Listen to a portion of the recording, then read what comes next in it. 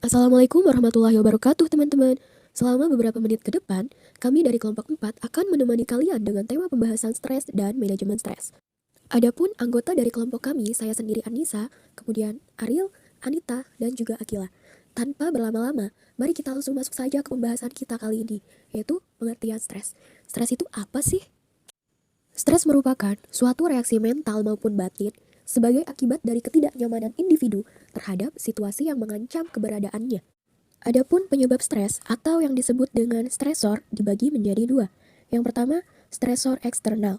Stresor ini berkaitan dengan interaksi individu dengan dunia luar ataupun lingkungannya, yang biasanya bersifat traumatik dan tidak dapat dihindari. Misalnya, perceraian, masalah finansial, di PHK, dan pensiun. Yang kedua, yaitu stresor internal. Stresor ini berasal dari dalam diri individu, dapat berupa stresor psikologis, yaitu tekanan dari dalam diri individu, dan biasanya bersifat negatif. Misalnya, perasaan bersalah, kecemasan, insecurity, khawatir berlebihan, dan sedih yang berkelanjutan. Nah, setelah mengetahui apa itu stres dan penyebab dari stres, selengkapnya kelompok kami akan langsung masuk ke bagian manajemen stres. Manajemen stres itu apa sih? Manajemen stres merupakan cara, teknik, maupun strategi yang dilakukan dalam rangka mengendalikan stres. Adapun tujuan manajemen stres yaitu untuk mengurangi dampak negatif stres terhadap kesehatan tubuh dan mental dan memperbaiki kualitas hidup seseorang. Selanjutnya, bahasan mengenai pengukuran stres yang akan disampaikan oleh Ariel.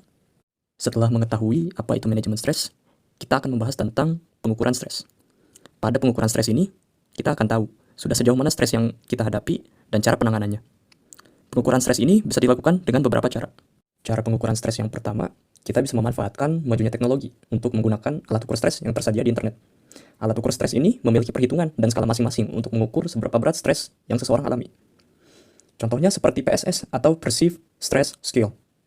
PSS adalah alat ukur stres online berupa kuesioner yang bisa membantu seseorang menentukan tingkat stres yang ia alami. Cara kedua dari pengukuran stres ini adalah melakukan konsultasi dengan para ahli psikologi. Lewat konsultasi yang dilakukan ini, kita akan menceritakan keluhan-keluhan yang kita alami selama kita merasakan stres ini.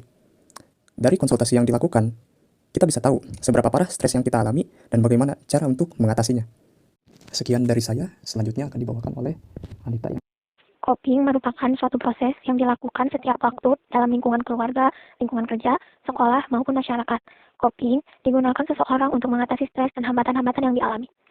Lazarus dan Folkman mendefinisikan coping sebagai suatu proses di mana individu mencoba untuk mengelola jarak yang ada di antara tuntutan-tuntutan, baik itu tuntutan yang berasal dari individu maupun yang berasal dari lingkungan dengan sumber-sumber daya yang mereka gunakan dalam menghadapi stres.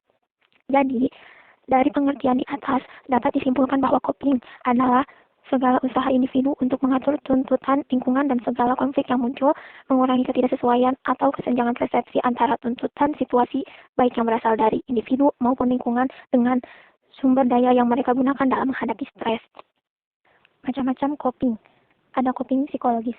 Pada umumnya, gejala yang ditimbulkan akibat stres psikologis tergantung pada dua faktor, yaitu satu, bagaimana persepsi atau penerimaan individu terhadap stresor, artinya seberapa berat ancaman yang dirasakan oleh individu tersebut terhadap stresor yang diterima. Yang kedua, keefektifan strategi coping yang digunakan oleh individu. Artinya, dalam menghadapi stresor, jika strategi yang digunakan efektif, maka menghasilkan adaptasi yang baik dan menjadi suatu pola baru dalam kehidupan. Tetapi, jika sebaliknya, dapat mengakibatkan gangguan kesehatan fisik maupun psikologis. Bentuk-bentuk coping. Lazarus dan Folkman secara umum membedakan bentuk dan fungsi coping dalam dua klasifikasi, yaitu sebagai berikut. 1. Coping yang berfokus pada masalah atau problem focus coping adalah strategi untuk penanganan stres atau coping yang berpusat pada sumber masalah.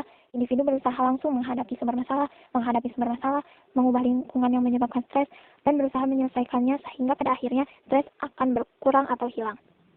Untuk mengurangi stresor, individu akan mengatasi dengan mempelajari cara-cara atau keterampilan-keterampilan yang baru. Individu akan cenderung menggunakan strategi ini bila dirinya yakin akan dapat mengubah situasi, karena individu secara aktif menjadi penyelesaian dari masalah untuk menghilangkan kondisi atau situasi yang menimbulkan stres. Strategi ini akan cenderung digunakan seseorang jika dia merasa dalam menghadapi masalah dia mampu mengkontrol permasalahan itu.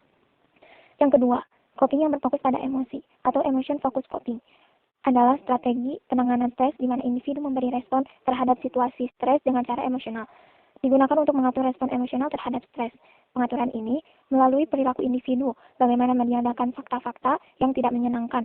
Bila individu tidak mampu mengubah kondisi yang menekan, individu akan cenderung untuk mengatur emosinya dalam rangka penyesuaian diri dengan bentuk yang akan ditimbulkan oleh suatu kondisi atau situasi yang penuh tekanan. Individu akan cenderung menggunakan strategi ini jika dia merasa tidak bisa mengontrol masalah yang ada. Selanjutnya adalah penanganan coping. Dikatakan bahwa cara individu menangani situasi yang mengandung tekanan ditentukan oleh sumber daya individu sendiri yang meliputi yang pertama kesehatan fisik, lalu keyakinan atau pandangan positif, keterampilan memecahkan masalah, keterampilan sosial, dukungan sosial, dan materi. Setelah mengetahui apa itu stres, manajemen or coping stress, dan macam-macamnya, penting nih buat kita tahu gimana sih caranya menumbuhkan kepribadian yang sehat. Nah, karena definisi kepribadian yang sehat ini sangat banyak ya, beda-beda dari setiap sumber. Jadi di video ini, kita akan menggunakan definisi paling luas, definisi paling umum dari kepribadian sehat. Kepribadian sehat merupakan hasil dari interaksi antara faktor genetik dan lingkungan. Oke, langsung aja. Apa aja sih langkah-langkah yang bisa kita lakuin untuk menumbuhkan kepribadian yang sehat? Yang pertama, menjaga kesehatan mental. Kesehatan mental yang baik itu penting banget untuk menumbuhkan kepribadian sehat. Untuk menjaga kesehatan mental pastinya kompleks ya. Tapi kita bisa membiasakan pola hidup yang baik. Contohnya, rutin berolahraga, meditasi, tidur yang cukup, mempraktikkan kegiatan yang menenangkan, contohnya kalau di Islam tuh ya sholat, baca Quran, sholawatan, dan lain-lain. Dan yang terakhir mungkin kita bisa coba terapi. Lanjut ke step yang kedua, yaitu membuat tujuan hidup. Jangan salah, punya tujuan hidup yang jelas itu berperan penting dalam menumbuhkan kepribadian yang sehat. Karena dengan tujuan hidup yang jelas, kita bisa mengarahkan energi dan fokus ke arah yang positif. Dengan punya tujuan yang jelas juga, kita bisa benar-benar menurunkan kemungkinan diri untuk terkena stres. Lanjut ke poin ketiga, yaitu menjalin hubungan yang sehat atau positif. Menjalin hubungan yang sehat dengan orang lain bisa membantu meningkatkan kesehatan mental dan emosional kita.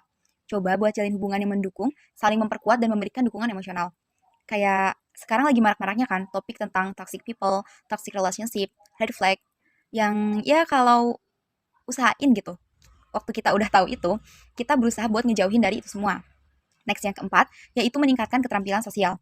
Keterampilan sosial jelas ngebantu kita untuk berkomunikasi dengan lebih baik dengan orang lain, meningkatkan kemampuan untuk bekerja dalam tim, dan membantu kita biar lebih adaptif dalam berbagai situasi sosial. Lanjut, yaitu meningkatkan self-awareness, mengetahui diri sendiri, dan mengenali emosi dan reaksi diri. Itu tuh ngebantu banget buat kita mengelola stres yang tentunya bisa meningkatkan kesehatan mental kita. Lalu, kita bisa mengembangkan rasa empati. Punya rasa empati yang baik itu bisa membantu kita memahami perasaan dan perspektif orang lain. Nah, ini bisa membantu kita membangun hubungan yang lebih sehat dan lebih produktif. Poin selanjutnya, yaitu mempertahankan sifat positif. Tiap-tiap dari kita tuh pasti punya sifat positif lah ya. You name it, jujur, sopan, disiplin, banyak lah. Nah, dengan sikap positif yang kita punya itu, kita jadi bisa mengatasi masalah dengan lebih baik, yang akhirnya bisa meningkatkan kepercayaan diri dan meningkatkan kesehatan mental secara keseluruhan. Finally, last but not least, yang gak kalah penting yaitu menjaga kesehatan fisik. Gak perlu diraguin lagi, menjaga kesehatan fisik bisa bikin kita bisa merasa baik secara umum dan meningkatkan kesehatan mental dan emosional kita. Nah, sebenarnya langkah-langkah yang tadi disebutin itu masih umum banget ya. Pastinya nggak semudah itu juga untuk menjadi pribadi yang benar-benar sehat gitu. Karena banyak banget faktor eksternal yang nggak bisa kita atur. Yang juga pasti punya pengaruh besar gitu buat kesehatan kepribadian kita sendiri. But at least, kita udah coba yang terbaik yang bisa kita lakuin dari diri kita sendiri.